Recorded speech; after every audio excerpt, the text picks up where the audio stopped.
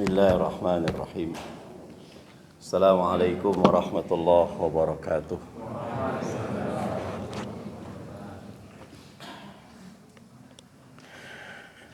Innal hamdalillah nahmaduhu wa nasta'inuhu wa nastaghfiruh wa na'udzu billahi min syururi anfusina wa sayyiati a'malina may yahdihillahu فلا مضل له ومن يضلل فلا هادي له أشهد أن لا إله إلا الله وحده لا شريك له وأشهد أن محمدا عبده ورسوله اللهم صل وسلم على رسول الله صلى الله عليه وسلم وعلى آله وأصحابه ومن صار على نهجه وتمسك بسنة رسوله وسلم تسليما كثيرا أما بعد اتقوا الله حق تقاته ولا تموتن إلا وأنتم مسلمون. Jamaah salat maghrib Masjid Fatimah Az-Zahra dan sekalian jamaah kajian setiap malam Senin juga Masjid Fatimah Az-Zahra. Alhamdulillah atas izin Allah kita bisa hadir di masjid ini menunaikan salat maghrib. Sambil menunggu waktu isya, kita pun diberikan kekuatan oleh Allah untuk duduk manis, cuman ngedenger yang berpikir saya. Panjenengan cuman tersenyum mendengar manut-manut. Ya, yang penting selama saya bicara Quran dan Sunnah, maka tidak ada aktivitas kecuali istami'u, mendengarkan. Jamaah rahimani wa rahimakumullah. Allah di dalam Al-Quran itu pernah mengatakan, wa may yu'min billah yahdi qalbah. Siapa yang beriman kepada Allah, maka Allah akan arahkan hatinya untuk selalu tentram. Apapun yang terjadi di depan mata kita, mau kita mengalami kejahatan, ini semata-mata Allah yang hadirkan kita. Untuk apa? Introspeksi diri kita. Ketika kita menghadapi satu kenikmatan, yahdi qalbah, hati kita tuh semakin tentram. Kenikmatan ini adalah semata-mata Allah titipkan kepada kita. Semakin orang bertambah ilmunya, maka semakin akan bertambah petunjuk yang Allah berikan kepada orang itu. Tetapi bertambah ilmu tidak bertambah hidayah, bertambah ilmu tidak bertambah ketaatan, melainkan orang-orang yang telah tersesat dari jalan Allah Subhanahu wa taala. Rasul mengatakan manizdada ilman lam yazdad hudan lam yazdad minallah illa bu'dan. Siapapun mereka yang pagi siang sore ikut kajian, pagi siang sore malam ikut kajian, tapi tidak menambah petunjuk dari Allah Subhanahu wa taala. Kajian sudah penuh di otak kita. Buku sampai seminggu sekali ganti yang tebal-tebal. Tapi enggak pernah ada tingkatan ketaatan. Berarti dipertanyakan qalbunya. Maka jamaah rahimani wa rahimakumullah, dalam situasi kita mendengar saudara kita di Palestina, kadang-kadang kita itu salah tingkah. Kita kadang-kadang mengira mereka dalam keadaan sengsara, mereka dalam keadaan menderita. Padahal Syekh Shalih Fauzan itu bilang, kita yang menangis melihat rintihan mereka, sementara mereka mengatakan gak usah nangis. Selama ini pilihan kami di Palestina itu dua, kalau tidak sebagai syahid, kalau tidak memenangkan Masjidil Aqsa. Maka bagi kalian gak usah sholat gaib bagi kami. Karena apa? Di depan kami ini kemenangan. Kalau tidak kemenangan berarti kami syahid. Itu kebahagiaan mereka. Kenapa? Wa may yu'min billah yahdi qalbah. Jangankan anak-anak yang besar, jangankan orang-orang besar, anak kecil saja ketika ditanya, Mas, besok kamu mau jadi apa? Lah Pak, saya tuh gak mikirin besok mau jadi apa. Kenapa? Karena hari-hari kami besok itu cuma pilihan dua. Kalau tidak kami memerdekakan Baitul Maqdis, kalau enggak kita mati jamaah. Ini orang-orang punya iman. Akhirnya kadang-kadang kita mengatur Allah, Allah diatur sama kita. Kenapa sih Allah nggak memerdekakan Baitul Maqdis saja? Kenapa sih Allah nggak menindas, menghancurkan semua Bani Israel? Ini kan kita ngatur Allah jamaah. Ya, apalagi sekarang ada yang namanya pembantaian massal secara sistematis. Kalau bahasa Baturnya genocide, ya. Pembantaian massal secara sistematis. Sehingga di kajian ini kita akan munculkan pertanyaan, kenapa Allah itu menciptakan setan? Kenapa Allah menciptakan keburukan bukan kebaikan? Kenapa Allah tidak memerdekakan Palestina, kan selesai? Kenapa Allah tidak menghancurkan rakyat Israelian? Seperti Allah menghancurkan kaum Tsamud, kaum Ad, kaum yang betul-betul membangkang kepada Allah Subhanahu wa taala. Kenapa Allah enggak hancurkan? Zonanya Allah menghancurkan atau tidak menghancurkan itu urusan Allah jamaah. Urusan kita sekarang apa? Bagaimana mendulang hikmah dari kejadian ini semuanya. Maka para ulama, ketika saya mengambil satu kitab Al-Aqidah Al-Wasatiyah, saya menemukan luar biasa Ibnu Katsir mengatakan, ketika Allah Subhanahu wa taala menciptakan kejahatan buat kita, menghadirkan keburukan buat kita, menghadirkan penindasan demi penindasan yang dilakukan oleh orang-orang kafir terhadap orang-orang muslim, itu hikmahnya apa? Yang pertama, agar kebaikan dapat dikenal jamaah. Kita kenapa setiap pagi, zikir petang? Karena kita nggak mau keburukan dari setan menghantui kita. Karena kita nggak mau keburukan di pagi hari itu merajalela di anak-anak kita. Makanya kita melakukan amal kebaikan. Kalau nggak ada yang namanya kejahatan, nggak mungkin ada yang namanya kebaikan. Maka para ulama, Ibnu Taimiyah mengatakan dalam Al-Aqidah Al-Wasatiyah mengatakan Allah itu menciptakan keburukan, menciptakan kejahatan, menciptakan neraka, menciptakan orang-orang kafir, menghadirkan orang-orang bermaksiat, itu supaya kata Ibnu Taimiyah yang pertama agar kebaikan dapat dikenal. Enggak mungkin saat ini kita zikir petang kalau enggak ada musuh di depan. Enggak mungkin kita ini melakukan satu amal kebaikan zikir pagi kalau di depan kita enggak ada keburukan-keburukan daripada setan. Maka adanya keburukan kita tahu ada kebaikan. Maka adanya kebaikan kita tahu adanya keburukan. Allah itu dengan segala kekuasaannya mampu menciptakan surga semuanya tanpa neraka. Tapi kalau Al-Aqidah mengatakan justru yang menciptakan surga itu bukan Allah, yang menciptakan neraka itu bukan Allah, tapi siapa? Pelakunya sendiri. Kalau saat ini kita melakukan ketaatan kepada Allah, maka secara tidak langsung kita sedang merintis menciptakan surga kita nanti setelah meninggal.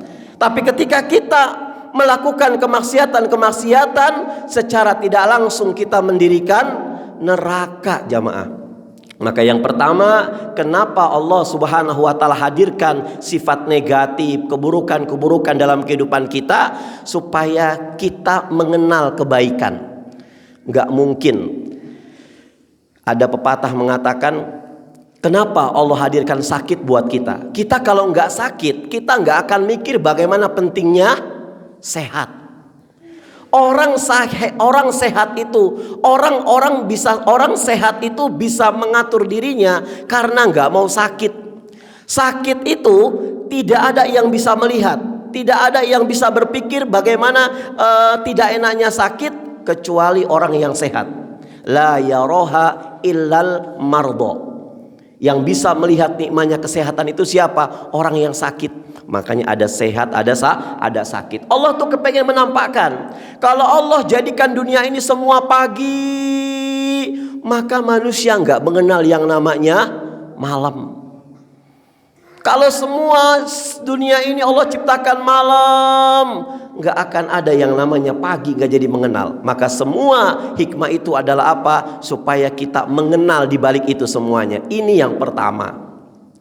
Kemudian yang kedua, supaya manusia menyandarkan dirinya hanya kepada Allah jamaah. Allah itu pada saat kita dalam keadaan bahagia, kadang kita lupa dengan Allah. Tapi ketika kita dalam keadaan tidak bahagia, kita akan kembali kepada Allah Subhanahu wa taala.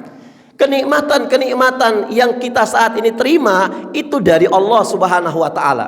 Tapi ketika ada keburukan-keburukan, musibah demi musibah, ujian demi ujian, itu semata-mata karena kelakuan maksiat kita. Maka dengan adanya ujian, musibah, penindasan, penderitaan yang kita hadapi, itu menyadarkan diri kita bahwasannya yang harus kita jadi sandarkan adalah Allah Subhanahu wa taala. Ini yang kedua. Kemudian yang ketiga, apa hikmahnya?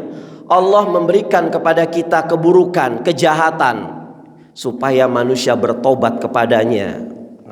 Kenapa kok di negara ini seperti itu? Gimana? Kenapa? Dulu jamaah, ketika peristiwa Bosnia Herzegovina, ya, saya nggak membalikan ke Palestina.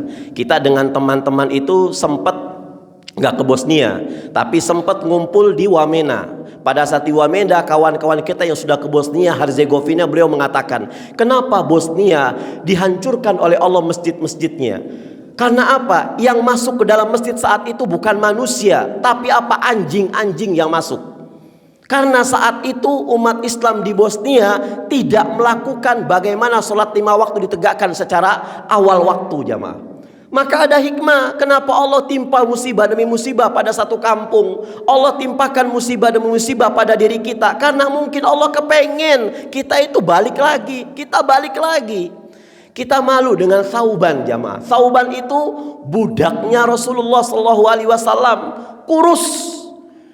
Dia setelah menunjukkan kepada Rasulullah bagaimana menjaga sholat 5 waktunya awal waktu berjamaah di masjid. Dan Thauban tidak mau berjamaah kecuali bersama Rasulullah SAW di jamaah pertama. Maka Thauban dari waktu ke waktu yang Thauban pikirkan itu bukan apa-apa. Habis sholat maghrib Thauban berpikir, ya Allah, mudah-mudahan kau kabulkan doaku bisa menjadi makmumnya Rasulullah memimpin jamaah Isya. Thauban itu seorang budak Rasulullah SAW, dilepaskan oleh Rasulullah SAW.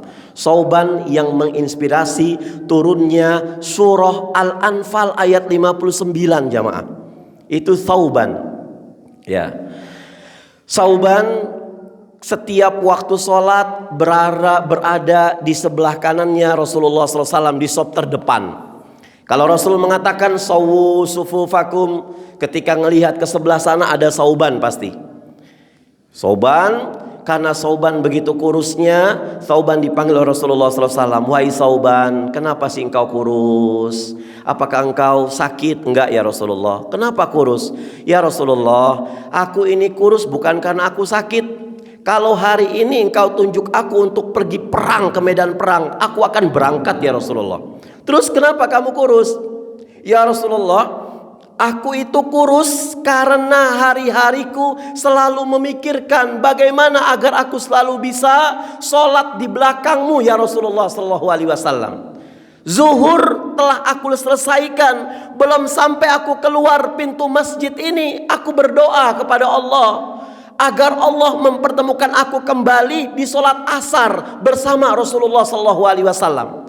Asar sudah mau ketemu maghrib, belum sampai aku keluar setelah asar, aku berpikir apakah nanti aku maghrib bisa menjadi makmumnya Rasulullah SAW.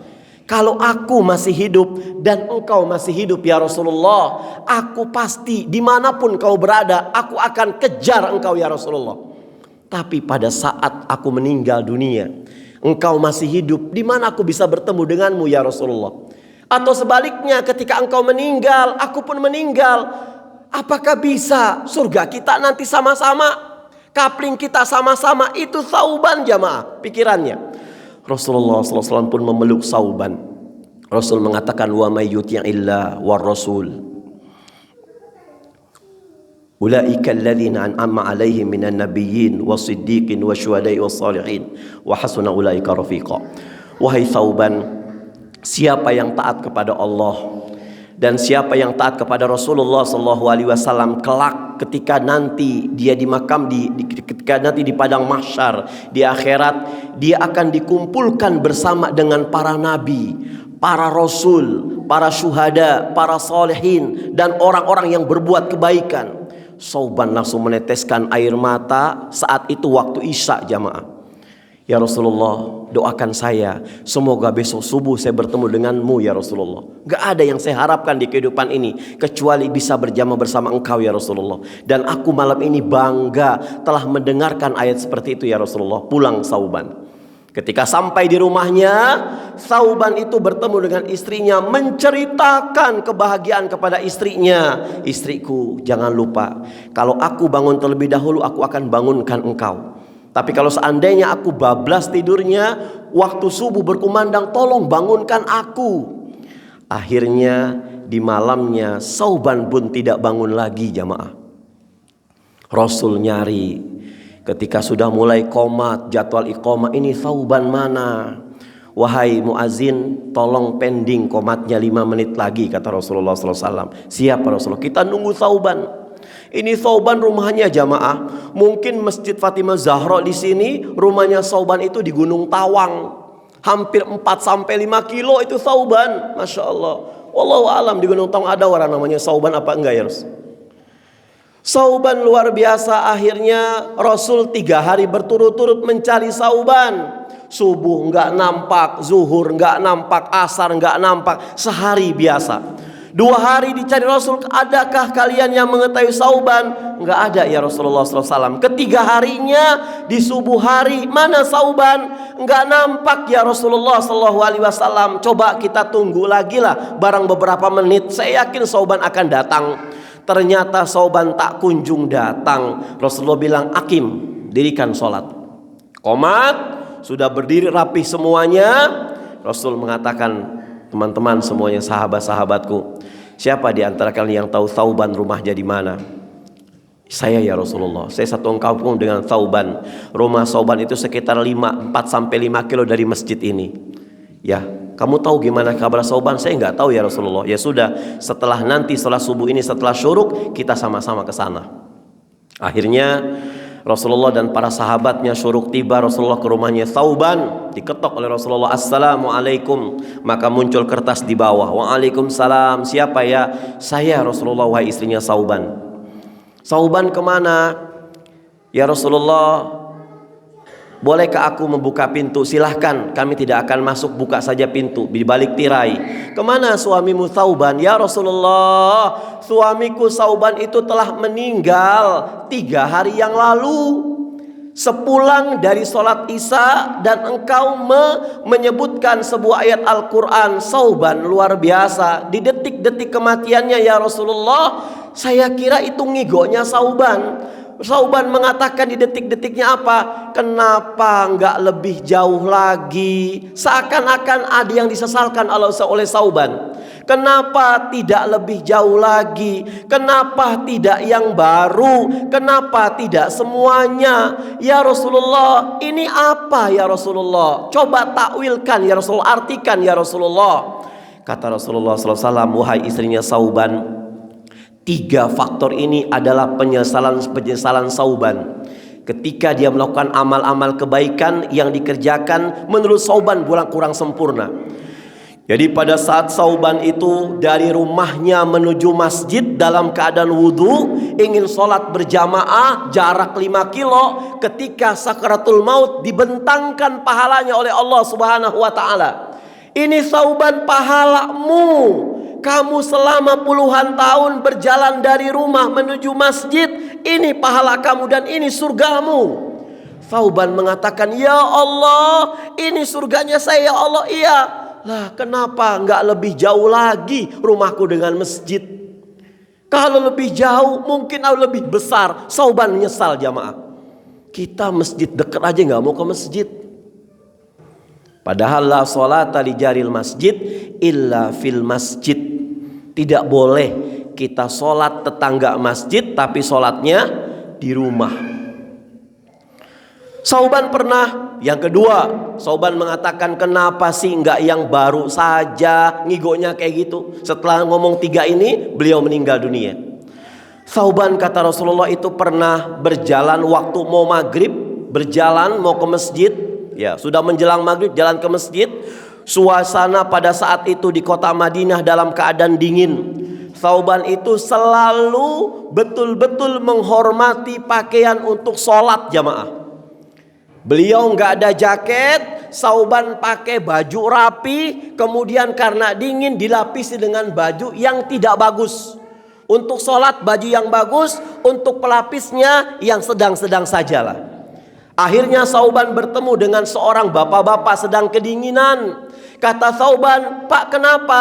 "Saya dingin wahai anak muda." Loh, ya udah dikasih sama Thauban pelapis bajunya itu yang luar. "Ini Pak pakai." Ketika sakaratul maut dibentangkan oleh Allah Subhanahu wa taala, "Wahai Thauban, kamu ingat enggak? Kamu pernah memberikan baju owel buat pengemis, buat bawa bapak.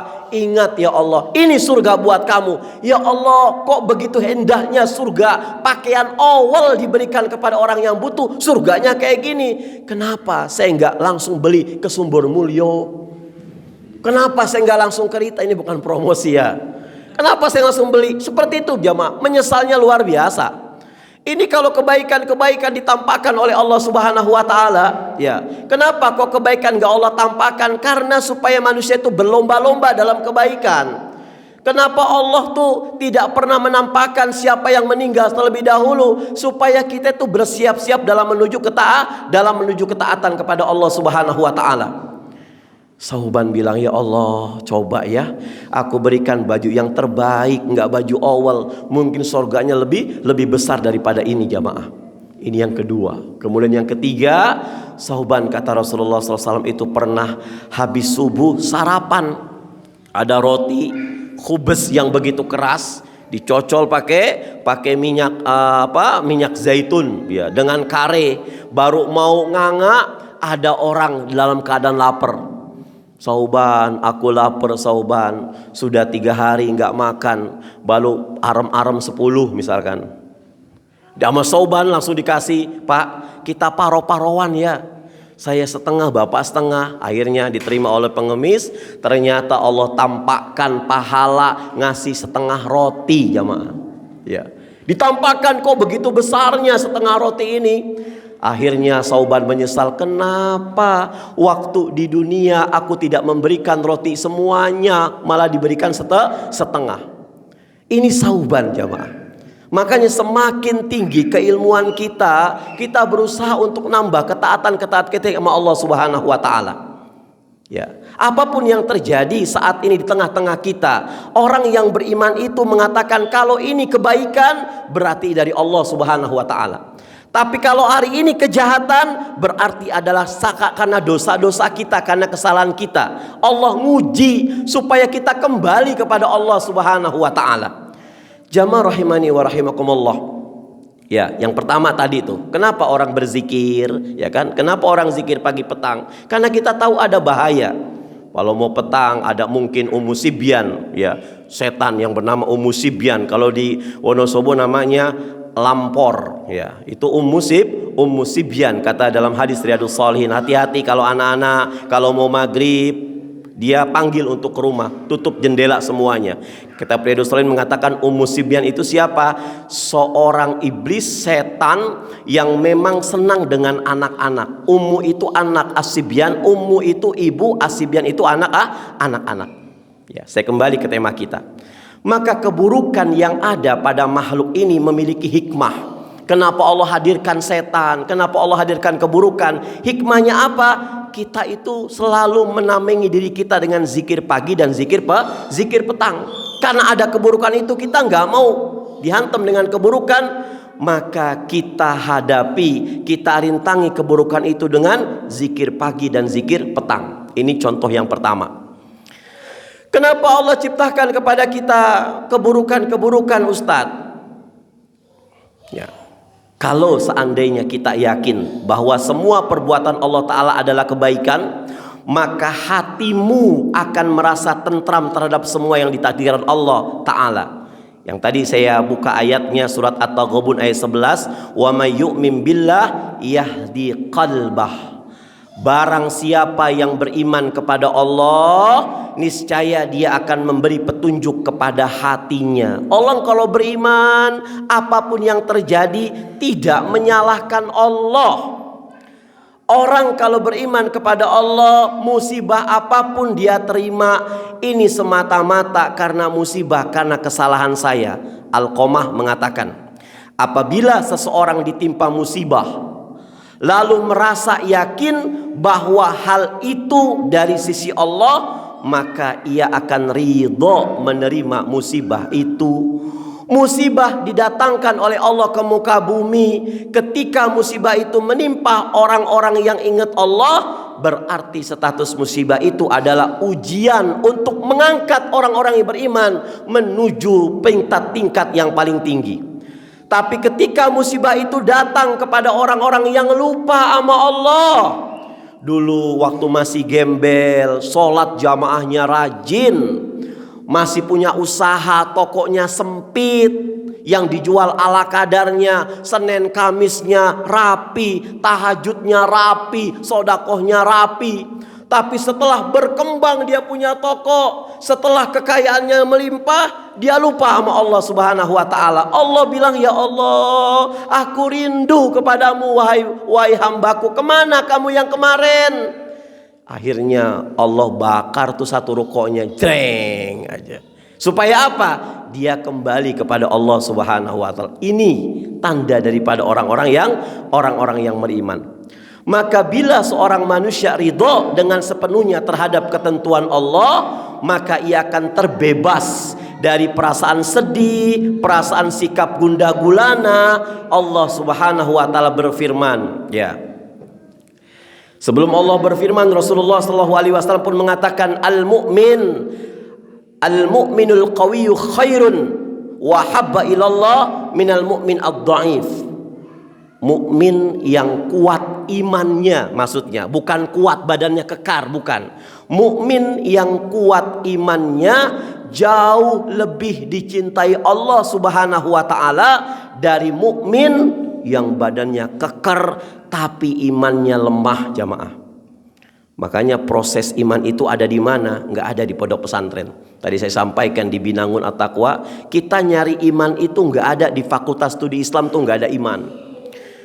Nggak ada di pasar-pasar, nggak ada di majelis, nggak ada di madrasah, di pesantren, nggak ada. Kalau kita ingin mencari iman, keluar. Ngapain? Dakwah. Ya. Tinggalkan aktivitas kita sehari-hari. Kita gabung dengan teman-teman MCI mungkin. Kita gabung dengan teman-teman RRM. Kita gabung dengan teman-teman sedekah air. Kita gabung dengan teman-teman GIB mungkin.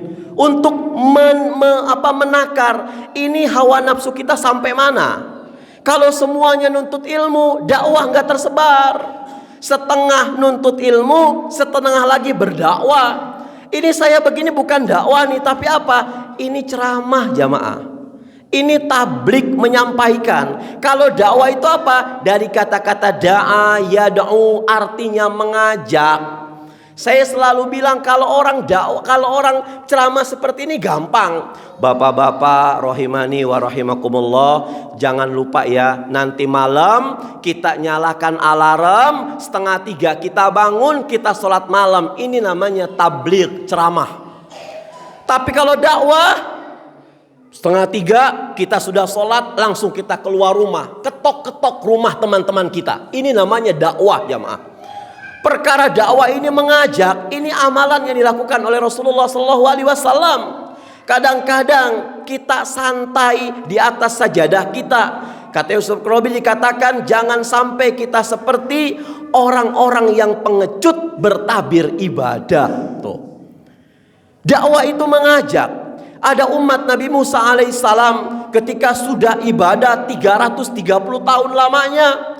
Beliau ibadah 330 tahun lamanya di atas mihrabnya. Tidak pernah beranjak dari mihrabnya kecuali kalau ada uzur. Mau BAB meninggalkan mihrabnya.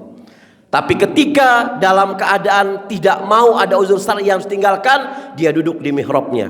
Kapan minumnya? Lewat air embun di pagi hari. Kapan makannya? Petikan-petikan buah. Merasa sudah super dia punya ibadah, tidak mikir dunia. Dia bilang ke Nabi Musa alaihissalam, wahai Nabi Musa alaihissalam, engkau adalah seorang nabi yang bisa bicara dengan Allah Subhanahu wa ta'ala. Tolong sampaikan Aku sudah ibadah 330 tahun lamanya. Sampaikan kepada Allah Subhanahu wa ta'ala, kelak ketika aku meninggal, Allah akan meletakkan aku di surga yang mana. Akhirnya jamaah, ini Nabi Musa bertanya kepada Allah Subhanahu wa ta'ala. Kata Allah Subhanahu wa ta'ala, kata Nabi Musa, ya Allah, ini ada umatku, hambamu yang sudah ibadah 330 tahun, tidak mikirin apa-apa kecuali ibadah di atas sajadahnya. Dia nanya, kelak ketika dia meninggal dunia, engkau akan berikan surga yang mana? Maka Allah bilang, sampaikan kepada umatmu yang sudah ibadah 330 tahun, justru aku akan meletakkan kepada orang tersebut di neraka, keraknya api neraka jahanam. Jamaah, loh kenapa ya Allah? Sampaikan kepada dia, dia ibadah selama ini cuman buat dirinya saja.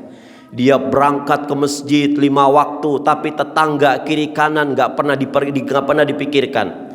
Dia berangkat kemana-mana nggak ada bantu pikir, thinking of people-nya nggak lepas. Maka suatu saat kiri kanan atas bawah itu akan menghisap kita, itu akan nuntut balas ke kita. Ya Allah, saya tahu itu si fulan itu kajiannya setiap hari rajin, jamaahnya nggak pernah ketinggalan.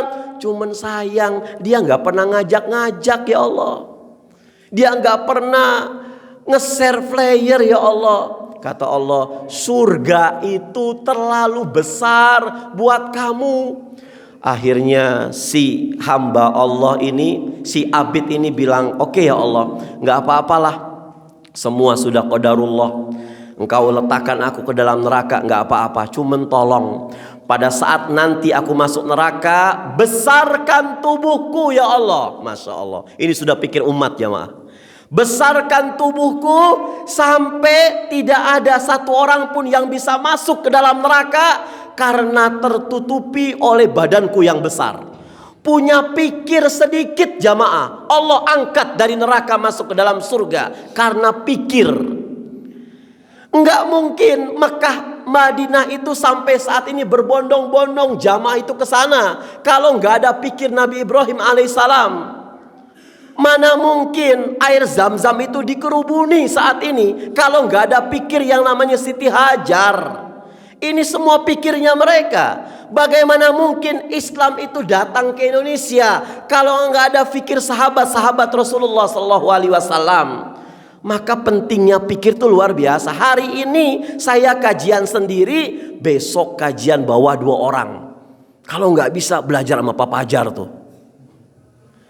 Jangan mikirkan diri kita, ya. Yang mikirkan keluarga kita siapa? Biar Allah yang mikirin keluarga kita jamaah. Kita jangan sok-sokan mikirin keluarga kita. Kalau saya nggak kerja Ustadz, kalau saya nggak buka toko Ustadz, istri saya makan apa? Anak saya makan apa Ustadz? Besok diberikan setruk sama Allah jamaah ini orang. Nggak punya apa-apa dia.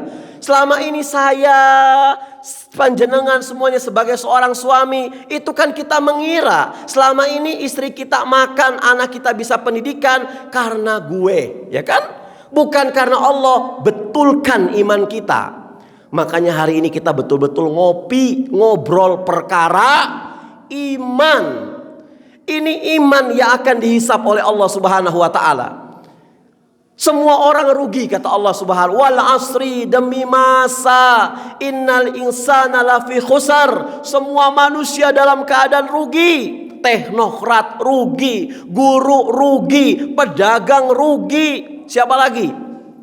Dokter rugi, presiden rugi, semua rugi kecuali mereka yang illalladzina amanu, beriman kepada Allah Subhanahu wa ta'ala.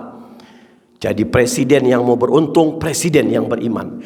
Dokter yang mau beruntung, dokter yang beriman. Guru yang mau beruntung, guru yang beriman. Pedagang mau beruntung, pedagang yang beriman.